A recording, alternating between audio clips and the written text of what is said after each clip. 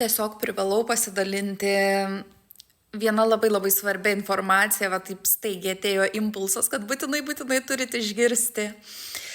Žodžiu, ateina labai didžiulis kiekis informacijos, naujos informacijos. Pradedam kolektyviškai kitaip save suvokti, kitaip suvokti pasaulį, kelti klausimus senom sistemom. Viskas su tuo yra gerai už tai, kad galima sakyti, kad sena sistema griūva ir kuriasi nauja sistema.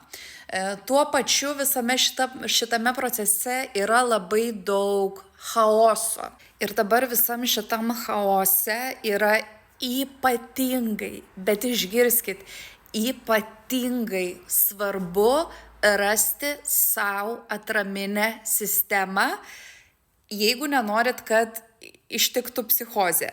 Ir faktas, kad ta visa naujai ateinanti informacija yra įdomi ir norisi vis eiti gilyn ir vis jos daugiau tos informacijos gauti, nes tam tikra prasme jinai suteikia ir pasitenkinimą ir tuo pačiu ir ego labai greitai gali užsikabinti už tos informacijos ir nunešti į labai tamsias vietas. Todėl, kad kaip bebūtų šitoj žemėj, šitam pasauly, kad ir koks pokytis bevyktų, mūsų protui visada reikės struktūros.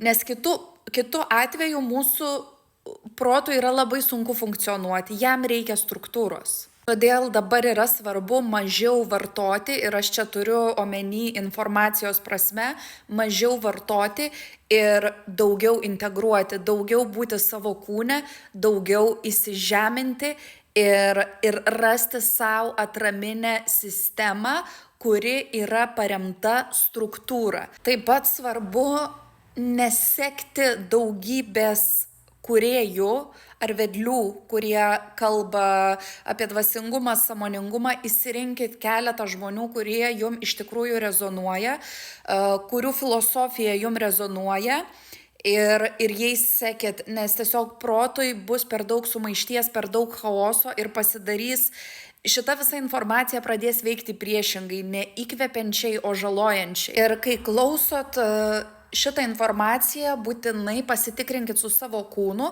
ar jum klausant, kai kalba kitas žmogus, ar kūne jaučiasi lengvumas ar sunkumas. Ir rinktis tą informaciją, kuri priduoda lengvumo, ypatingai šiuo momentu, ypatingai.